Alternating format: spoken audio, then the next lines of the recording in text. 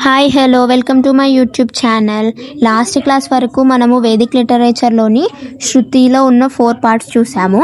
ఈ వీడియోలో మనము నెక్స్ట్ కేటగిరీ స్మృతిలో ఉన్న 4 టైప్స్ చూద్దాము. సో దాంట్లో ఫస్ట్ వన్ వచ్చేసి వేదాంగ. వీడియో చూసే ముందు ప్లీజ్ లైక్, షేర్, సబ్స్క్రైబ్ చేయడం మాత్రం మర్చిపోకండి.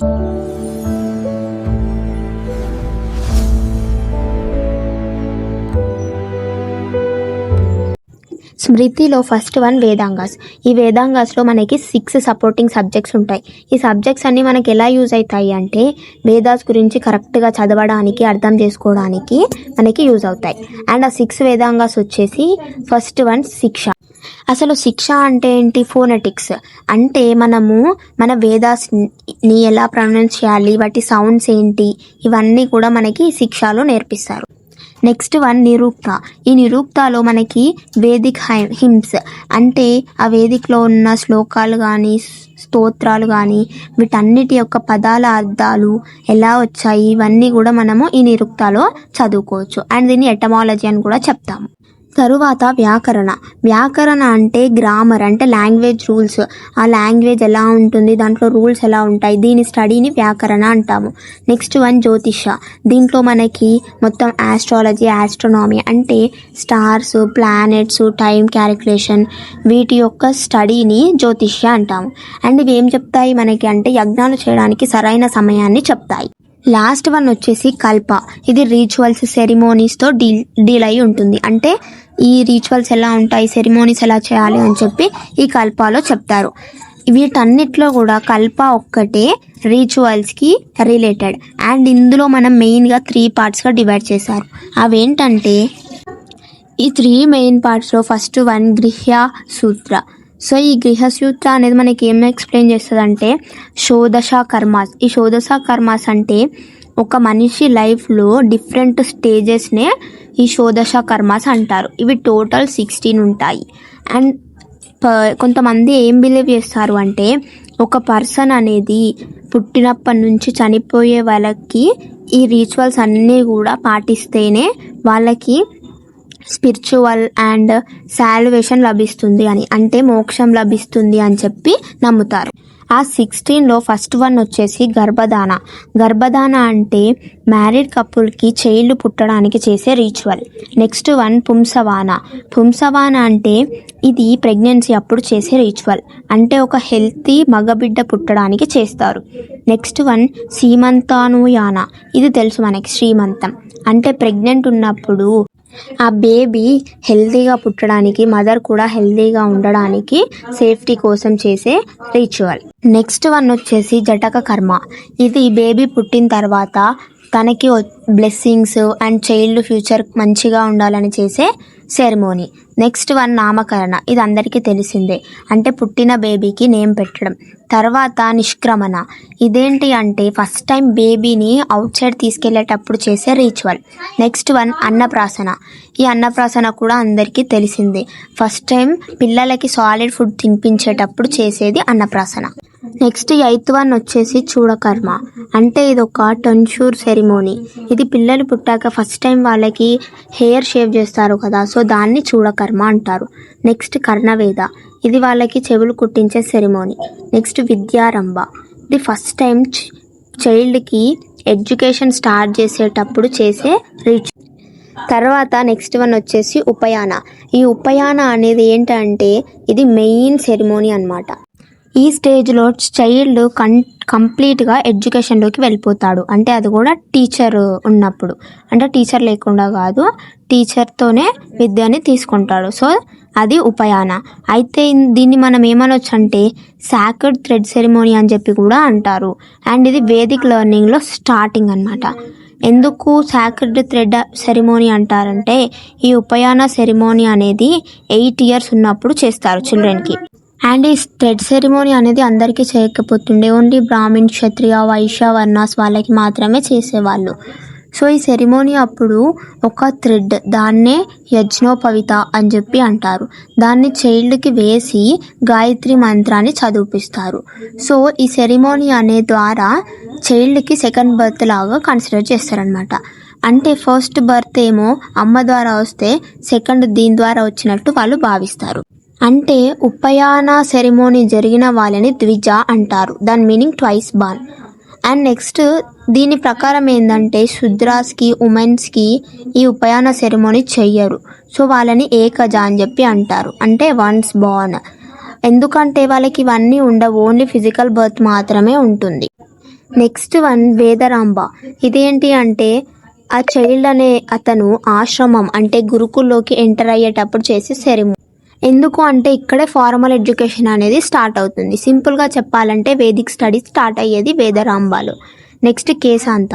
ఇందులో ఏంటంటే టెన్షర్ అంటే హెయిర్ కటింగ్. సో ఈ సెరిమోనీ ఎప్పుడు చేస్తారు అంటే స్టూడెంట్ ఆశ్రమంలో చదువుకుంటున్నప్పుడు చేసే సెరిమోనీ. నెక్స్ట్ సమవర్తన. మనకి గురుకుల్లో ఎడ్యుకేషన్ అంతా కంప్లీట్ అయిపోయినాక స్టూడెంట్ ఇంటికి వచ్చేస్తాడు. సో దానికి చేసే సెరిమోనీనే సమవర్తన అంటాము. సో ఇది సిమిలర్గా మనం మోడర్న్ గ్రాడ్యుయేషన్ సెరిమోనీ చేసుకుంటాం కదా, అలా అనుకోవచ్చు. 15th వన్ వచ్చేసి మ్యారేజ్ సెరిమోనీ. అంటే ఇది గృహస్థ ఆశ్రమ బిగినింగ్ అనమాట, మొత్తం ఫ్యామిలీ లైఫ్ ఉంటుంది. నెక్స్ట్ అంటిఎస్టీ. ఇదేంటంటే ఇది లాస్ట్ వన్. సో ఈ అంటిఎస్టీ అనేది ఎప్పుడు చేస్తామంటే ఆఫ్టర్ డెత్ చేసే అన్ని రిచువల్స్ అనమాట. సో దీంట్లో ఏమొస్తాయి అంటే ఫ్యూనరల్ సెరిమోనీస్ వస్తాయి.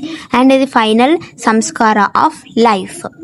కల్పాలో నెక్స్ట్ వన్ వచ్చేసి సౌట సూత్ర. సో ఈ సౌట సూత్ర అంటే ఏంటి అంటే ఇప్పటి వరకు చూసింది గృహ సూత్రాస్, ఇవన్నీ కూడా హౌస్ హోల్డ్ రిచువల్స్తో డీల్ అవుతుంది. నెక్స్ట్ సౌట సూత్ర.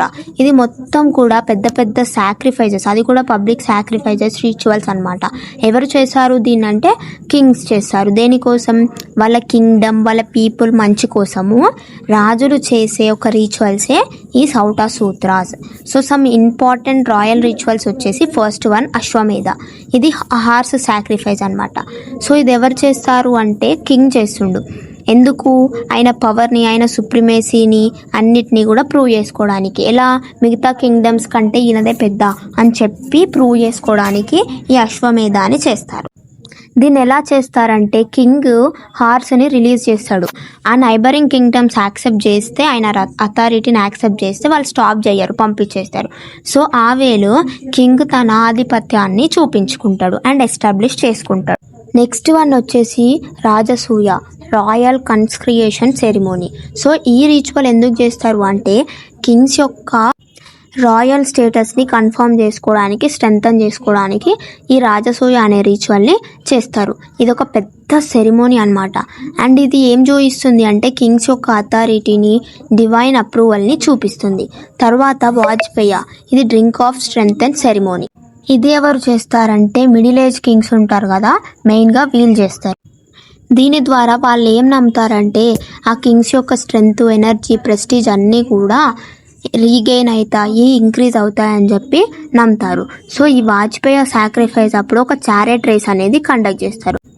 ఎవరైతే అందులో పార్టిసిపేట్ చేస్తారో వాళ్ళు విన్నర్స్ అనమాట. సో దాని ద్వారా కింగ్స్ యొక్క స్ట్రెంగ్త్, పవర్, సుపీరియారిటీ అనేది కనిపిస్తుంది. అండ్ ఈ రిచువల్ అప్పుడు కింగ్స్ యొక్క ఆఫీసర్ వాళ్ళని రట్నిన్స్ అంటారు.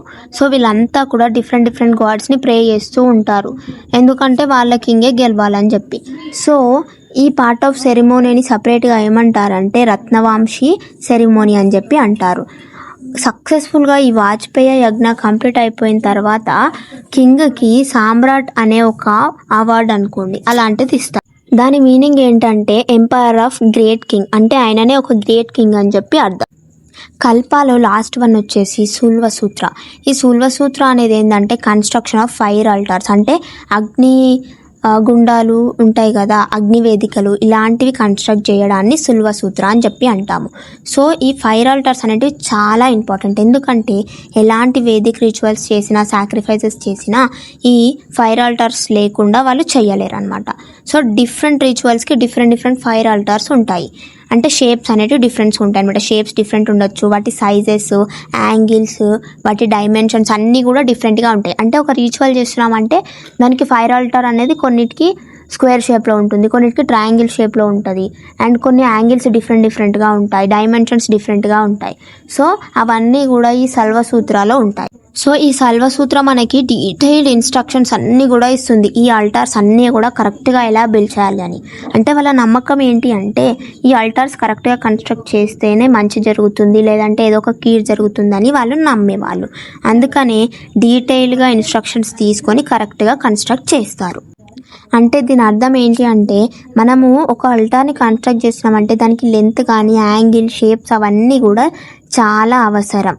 అండ్ ఈ సల్వసూత్రలోనే ఇంపార్టెంట్ నాలెడ్జ్ దేని గురించి, జామెట్రీ గురించి ఉందన్నమాట.